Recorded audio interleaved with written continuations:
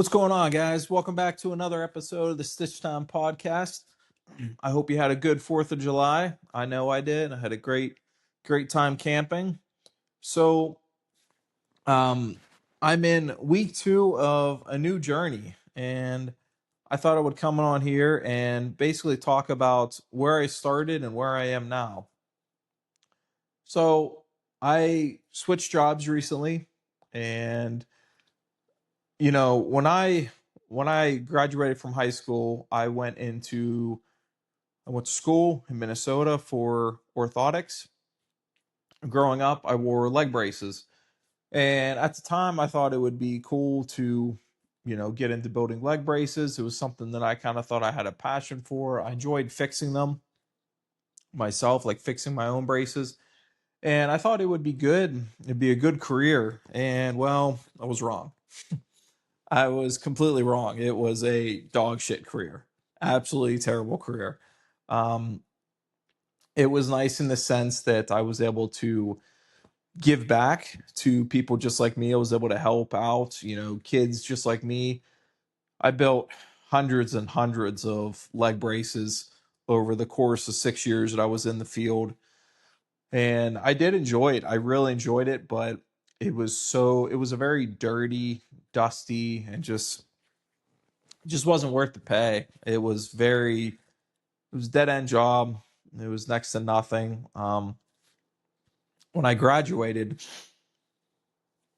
so I got a little bit of I don't know, it's like a head cold thing. It's the middle of summer. Here I am with a freaking sniffle, but it was in the middle of summer. Um, Basically, I went to Minnesota, and there was only two schools at the time that offered this schooling. There was one in Florida, and there was one in Minnesota. I chose the one in Minnesota because I thought it was a better school. And when I graduated, I came back to PA. I applied. I applied to probably 50 different locations. There's within the area of like the Western PA area, there's only like two or three big names that you would apply to. And well, lo and behold, none of them accepted me. The one that did was a central fabrication shop at a Zillion Opal, and well, it was an interesting journey. So I started out there. First, I had to prove myself before they'd even hire me. I believe I volunteered there for 2 weeks before they even thought to hire me, which honestly, looking back, I would never do that again. But at the time, I was so hungry to prove myself just to get a job in the field that I was willing to do whatever it would take to get hired. And that's what I did. I volunteered there for 2 weeks, even though I was one of the few people probably coming back from a school like that looking for a job. They still wanted me to volunteer. So I volunteered. And honestly, it took me a while. When you go from a school setting to working in the field of orthotics, it's very different. I had to get used to the machinery that I was working with. Being in a wheelchair, nothing is set up for somebody that is of that height. Everything is meant for somebody standing. So they had to adjust machines. I had to kind of figure things out on my own. At one point, they were really harping on me about my speed, that I wasn't going fast enough. It actually got to the point that I was sneaking in there and working on the yesterday's work without them knowing.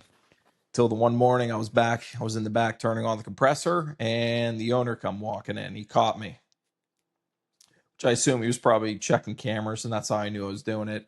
But it just goes to show you the distance that I was willing to go to try to succeed. I was doing as much as I could possibly do to succeed in this career.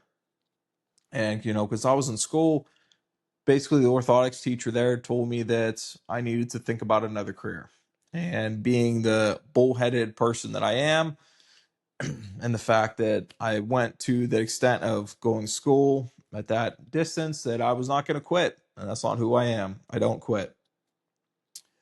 And honestly, I turned out to be a really good orthotic technician. I was very good at what I did. It's after I would say after about a year, I got really good at it. I was very good at it. I could do AFOs, KFOs. Um, UCBLs, basically KFOs from the hip down. AFO is from the knee down. And I made probably thousands of braces over the course of 6 years. And I enjoyed it, but something I realized that at the time, to give my wife and I the life that we wanted a better life. That job was not going to cut it. When I started out there, I was making $8 an hour. $8 an hour. I came out of college and right into the field, and I was making $8 an hour. That's dog shit pay. And but at the time, I was just happy to have a job. But after being there for 6 years, I was making $14.50, which there's lots of people that make that. But the life that I wanted more, and I understood that if I wanted more, I was gonna have to do something with my life. And at one point I was like, this is it, man. Like you're stuck. You're screwed, man. This is the career you chose. You screwed up. I should have focused more on the money than just the passion and what was gonna be make me happy. And because at the end of the day, I wasn't truly happy. Obviously, money isn't the root to all happiness, but also it can help you get there. So the owner had passed away, and there was a guy there that he was there from the start, and I never really liked him. Just he was a terrible manager. It was to the point that they actually had him step down from his position. That's how bad he was at managing. And him and I got kind of into a disagreement. And I basically told him, just because the owner passed away doesn't mean that you're suddenly going to be the boss. And that next day or that night, I went home and applied to Iron Mountain in Boyers, PA. And to be honest, I completely changed my life. It opened up a door that I never thought would be possible. And it's funny because that guy, he wanted me, I think he texted me. He wanted me to come into work early the next day to talk to him, which I was not going to do because at that point I had made my choice. I'd made my decision. I was done with that place. Over the course of 6 years, I wasn't always treated right. I was mistreated. Was definitely treated different with my disability. And I'm not, this isn't a boo-hoo me kind of bullshit. No, I really was like mistreated. There's nobody else in my shoes there. And there was other people that had come through that door that were not going as fast as I was at their jobs, but they weren't harping on them. And I realized that it was time to move on. And honestly, I'm glad that him and I got into that disagreement because that made my final decision. I was gonna write a story. It was time for a new chapter. And it's funny because the next day, Iron Mountain called me. I took the phone interview behind the dumpster out back. And I accepted a position right there on the spot. And within 2 weeks, I was gone. And I started on the commercial side. I actually took the 50-cent pay cut to make the switch. But I knew, I just trusted the process. I trusted in myself and I had faith that it would pay off in the end. Being in a wheelchair, finding a job can be very difficult because obviously I'm the type of person I feel that I can do anything that I can put my mind to. But at the end of the day, that doesn't matter because the person hiring me, I have to convince them that I can do that job. Which means over the course of my life, I've been turned down hundreds and hundreds of times. I've applied to more jobs than I can even begin to think, hundreds and hundreds. And even in high school, it was hard for me to find jobs because like fast food places, they don't want to hire a guy in a wheelchair to be working in a kitchen or which is funny now because I work in a kitchen as one of my part-time jobs, but it's very difficult to find a job. You can't go out and be a laborer. I definitely think that I could do some of those tasks, but also I have to be realistic with myself. I have to understand that the person paying me, they want to make sure that they're getting the best bang for their buck. And it's not going to be a guy in a wheelchair usually. So it can be hard, really hard to find a job that pays well. Like you said, I'm not going out and I'm not going to be, shoveling dirt for 8 hours a day and making, $25 an hour or whatever. So, which means I kind of have to get creative. I have to build a resume and really, which kind of leaves me two choices. The way I looked at it was I could either go back to school or I could find a career that I could build a name for myself and work my way up. So I made the switch to Iron Mountain and I started on the commercial side. Basically, I was doing like scanning documents and I was an auditor, and it was a really good opportunity. And then it was, I think, 6 months, an opportunity opened up that I could switch to working with the federal side, the federal government. I wasn't a Fed, but I would be contracted to work with the feds. And this meant a almost a $6 pay raise. And this is huge, life changing. And I obviously I applied to it. I basically ran home to tell my wife about this opportunity, and within 9 months, I made the switch. And then I believe it was 2 or 3 months there, I became a team lead. But by this point, I realized, oh, there's a real opportunity here in front of me. I could really make something out of this. I could really turn my life around. From that kid that was making 14.50 an hour, going home with dust in his eyes and plastic in his ears and just covered in dirt and dust. Like my cars were always dirty. That I could really make something of myself and have something to show for it at the end of the day. But I also understood that it was going to be a process. It wasn't going to happen overnight, and it was going to be a series of working my way up. But I had to be hungry, and I almost had to be ruthless to be able to do that. I understood that I had to stick out and I had to really build a name for myself. And I continue to this day, I continue to say that. And I tell people that all the time.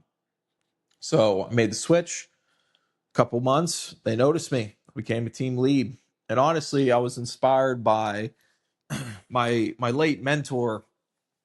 Her name is Karen Knox. Basically, when this woman would walk through the room, you could just feel power. She was just a person that you could tell that she was in some sort of power. And I just, she said at one point, basically, if there's a position here that you see, why not apply to it? Why not go for it? That really, I really like got to me because I'm like, she's right. Why don't I apply to it? And that's what I did. I applied to the team lead position, and I think they had at the time they had 3 openings, and I believe 16 people applied to these jobs. I was selected, and I was a quality lead. Basically, my job was to any errors that the auditing company that was in house there, my job was to fight those errors, whether I agreed with them or disagreed with them. And I was in charge of the quality reports, making sure that we were staying above the required quality for the contract. So it was a big deal for me. It was completely new. It was all, working with computers and working with lots of people. And it got to be a point where I had to get on calls, and it was a whole new world for me, something that I had never been involved in. But, it took me out of my comfort zone, but also it really opened up a completely new opportunity for me. And it ultimately changed my entire life because from that point forward, I just continued to build off of that. Another position opened up. It was a different contract. They were looking for a coordinator, and I got the job. And once again, I was working with Karen. She was right there, kind of leading the way for me. She was a really big mentor for me, and she really inspired me to want to be her someday because, I was sitting in her office one day and she looked at me and she said, I want you to be me someday. And to be honest, to this day, I still want to do that. One day I want to be in a position like she had. um, so I became a coordinator. I did that for a year, and then I became a supervisor with Iron Mountain. And I got to be a supervisor of my own contract. It was a small contract. Unfortunately, I was only a part of that contract for a few months, and the contractor decided to pull the plug, and we lost the contract. So I had to go back to the contractor I was at. I went back as a supervisor, kind of tail between my legs because nobody wants to be the supervisor contract and you lose it because it just, not that it was anything that I did wrong, but it just doesn't feel good, doesn't look good. I'd been a coordinator from the start of that contract. I was there during testing, and I unfortunately got to see what it took to shut a contract down and kind of break up your team and move things out of there and kind of sew things up. And the whole process sucked, especially knowing that that was the time that Karen passed away. She passed away, I believe, a month into me being on that contract, and it sucked.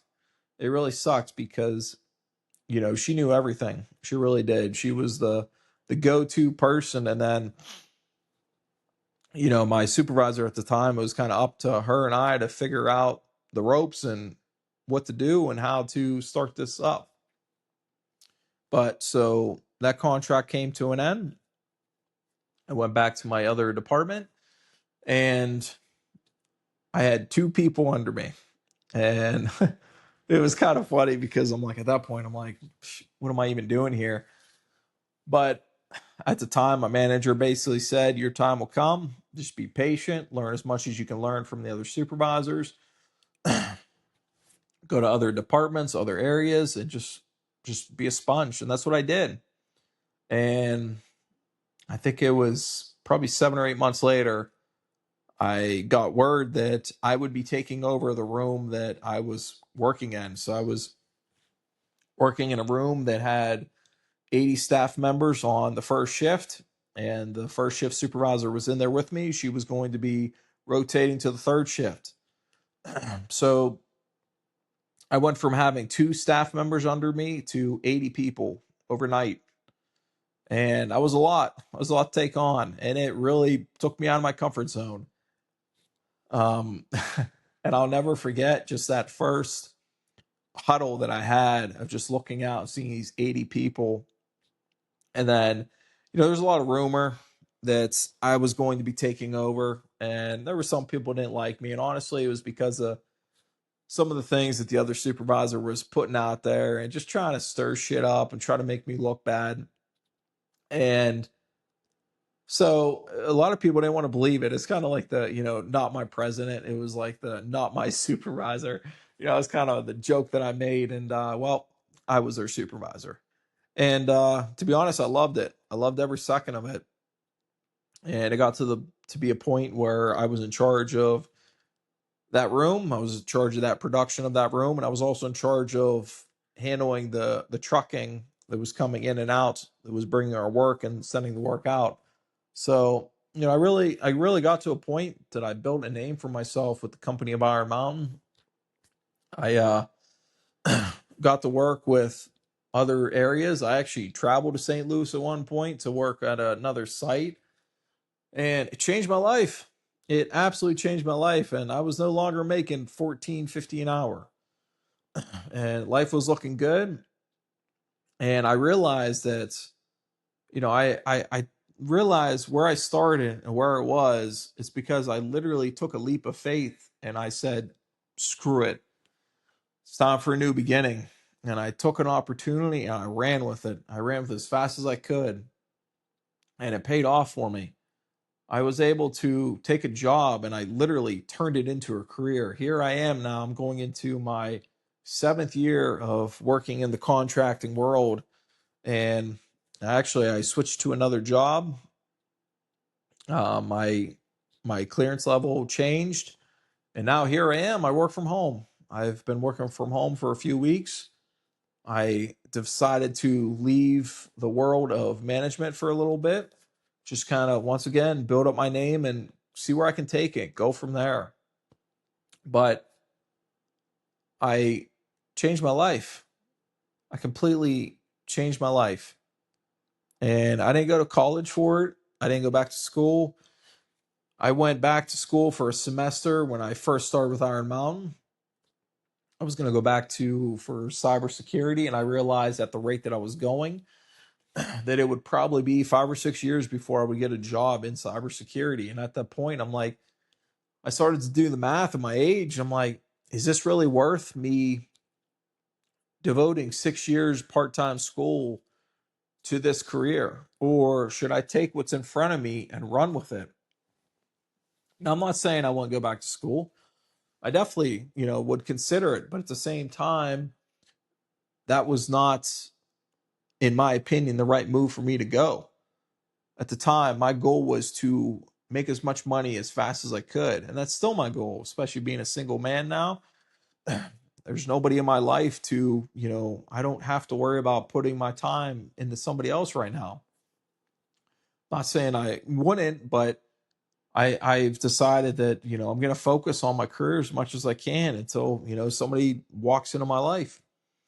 But it's completely changed everything for me. And I wanted to come on here and talk about that because, a lot of people will talk about their finances and they'll talk about their current financial state. But what it seems like a lot of people don't want to do is they don't want to go out of their comfort zone. And sometimes you have to go out of your comfort zone, especially if it's something that could completely alter your state of your life. Why not take that leap of faith? Why not say, screw it and go all in? Yes, it's scary. Yes, you're going to look really stupid. There was tons of calls that I would get on and I felt like the biggest idiot, not knowing what I was saying, not knowing how to pull up a spreadsheet, or even like maybe the spreadsheet wasn't done correctly. There was tons of times where I was taken out of my comfort zone, but it didn't matter to me because I realized that when we all start something fresh, we're not going to know what we're doing. And it's going to take time for you to get good at something and to really learn and develop as a person and grow from it. That you got to put effort into it and you have to apply yourself. And if you're not willing to do those things, your situation is not going to change. So if you really want to grow and make something more of your life, if you want to take your life to another level, now I'm not saying you have to. Maybe you're happy right now, but if you really want to do something about your current state, instead of bitching about it, get off your ass and do something about it. Build that resume.